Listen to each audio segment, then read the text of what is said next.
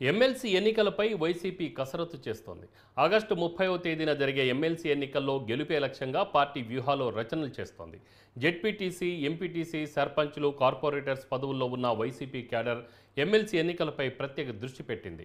అనకాపల్లి స్థానిక ring road YCP కార్యాలయంలో మాట్లాడిన వైసీపీ నేతలు మొన్న జరిగిన ఎన్నికల్లో వైసీపీ ఓటమిని చవిచూసిందని, ఈ తరుణంలో మరో ఎన్నిక ఎమ్మెల్సీ రూపంలో వైసీపీ బలం నిరూపించుకునేందుకు జగన్మోహన్ రెడ్డి సమక్షంలో కసరత్తు మొదలుపెట్టినట్లు తెలిపారు. ఈ నేపథ్యంలో ఎమ్మెల్సీ అభ్యర్థిగా బొత్స సత్యనారాయణ పేరును ఖరారు చేసినట్లు తెలిపారు. ఎమ్మెల్సీ ఎన్నికల్లో బొత్సను గెలిపించుకోవాలని వైసీపీ నేతలు పిలుపునిచ్చారు.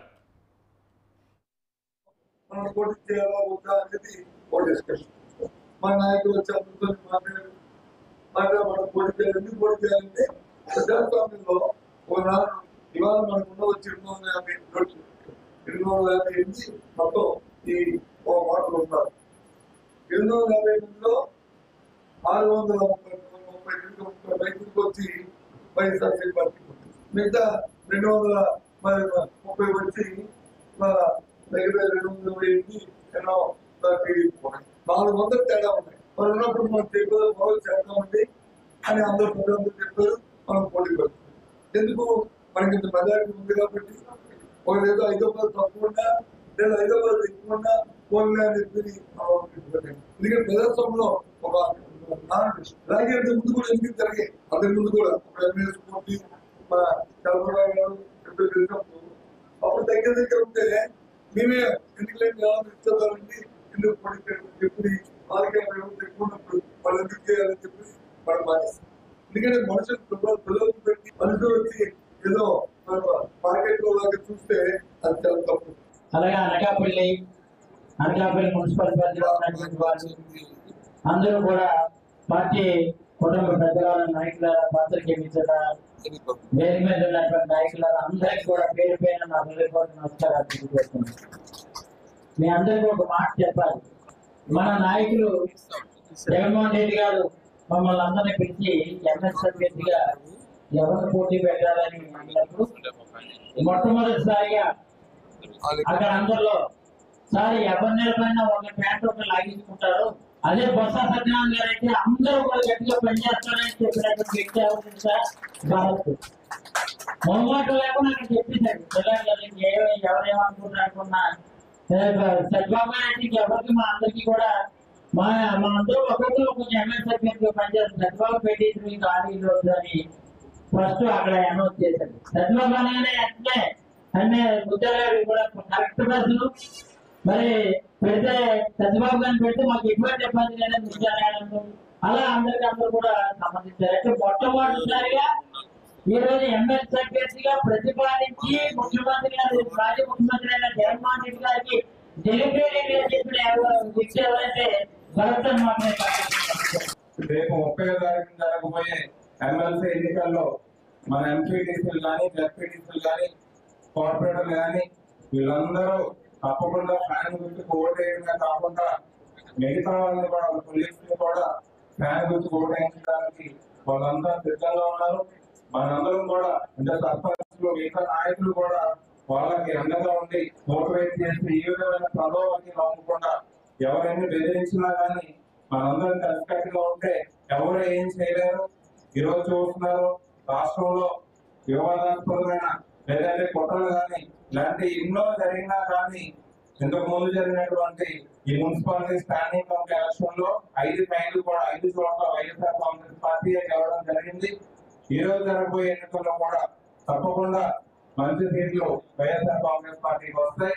కాబట్టి మీ అందరి మద్దతు కూడా ఏ విధంగా అయితే జగన్మోహన్ రెడ్డి గారు కానీ వైఎస్ఆర్ కాంగ్రెస్ పార్టీ కానీ ఇన్ని సంవత్సరాలు అండగా ఉన్నారు. ఈ 5 సంవత్సరాలు కూడా మనందరం కలిసి ఉందాం. ఇవాళ పెద్దల సభలో కౌన్సిల్ మరి ఆయన ప్రాతినిధ్యం వహిస్తే మరి నిజంగా మన ప్రభుత్వానికి ఒక గౌరవం, మన వాణి మన రాష్ట్రంలో ప్రజల యొక్క మరి ప్రతి ఒక్క ఇబ్బందిని సమస్యలు గత ప్రభుత్వంలో మనం ఏమి మంచి చేశామో ప్రతి ఒక్కటి సమర్థవంతంగా మాట్లాడగలిగిన నాయకుడు ఈ రోజు మన తరపున ప్రాతినిధ్యం వహిస్తున్నారు అంటే ఇది ఎలక్షన్ ఆయనకి పెద్ద ఎలక్షన్ కాదు, మనకి ఒక గౌరవప్రదమైన ఎలక్షన్ ఇవాళ ఎంత ఎంపీటీసీలు డిప్యూటీసీలు కార్పొరేటర్స్ అందరూ కూడా ఇవాళ మనకి మరి 30వ తారీఖున జరిగే ఎలక్షన్ లో మనకి గౌరవాన్ని తీసుకొచ్చే పదవిని అధిరోహిస్తున్నారు మన పెద్దన్న గారు బొత్స సత్యనారాయణ గారని చెప్పి మీరందరూ ఉత్సాహంతో ఎలక్షన్ కు వెళ్లాల్సిన రోజు. మరి ప్రతిపక్షాలు కనీసం మరి మెజారిటీ లేకపోయినా కూడా క్యాండిడేట్ ను పెట్టడానికి వాళ్ళు దుస్సాహసం చేస్తున్నారు అంటే మరి ఎటువంటి రాజకీయ ప్రలోభాలు చేయడానికి వాళ్ళు ఆలోచన చేస్తున్నారు ప్రజలు. కానీ మరి ముఖ్యంగా అభ్యర్థులు ఎవరైతే ఓటు వేస్తారో వాళ్ళంతా కూడా ఆలోచన చేయాల్సిన అవసరం ఉంది.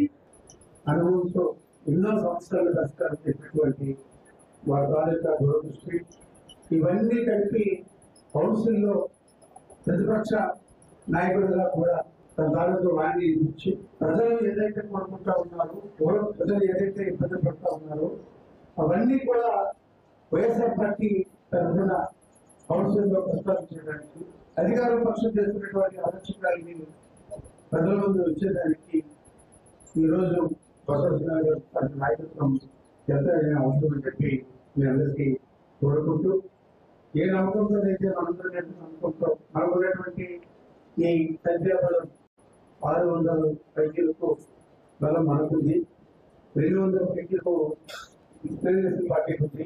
అయినప్పటికీ కూడా వారు ఎందుకు పోటీ పెట్టారనేటువంటిది చంద్రబాబు గారు మాట్లాడారు. వీరి మాటల్లో చాలా అర్థాలు ఉన్నాయి. అనేక రకాలుగా ప్రలోభానికి పెట్టడమే కాకుండా భయపెట్టు ఏదో విధంగా మనకు ఉన్నటువంటి బలంలో కొంతమందిని చేయించుకోవాలి, వారు గెలిచేటువంటి ఒక దుష్ట ఆలోచన వారు ముందున్నారు. కాబట్టి వారు ఎటువంటి ప్రలోభాలు పెట్టినా మనం ఎవరు కూడా దానికి తలపెట్టకుండా ప్రజలకి నేరుగా అవినీతి రహితంగా పరిపాలన అందించాలని జగన్మోహన్ రెడ్డి గారు నవరత్నాల కింద నిరంతరం మేలు చేస్తూనే ఉన్నారు. ఇన్ని చేసిన మళ్ళీ తెలుగుదేశం పార్టీ అధికారంలో రావడానికి చాలా మంది అర్థం కావాలి. దీనికి 2 కారణాలు ఉంటాయని చెప్తా ఉన్నారు. ఒకటి అయితే ఈవీఎం ద్వారా సహజ ద్వారంలో చంద్రబాబు నాయుడు మోసం చేసుకుంటాడు. దానికి ఆధారం లేకపోతే తప్పుడు హామీ ఇచ్చి చంద్రబాబు నాయుడు ప్రజల్ని మభ్యపెట్టుకుంటాడు. నిజానికి 2 నెలల కాలంలోనే చంద్రబాబు నాయుడు వాస్తవ రూపం. ఇవి బులెటిన్ అప్డేట్. చూస్తూనే ఉండండి న్యూస్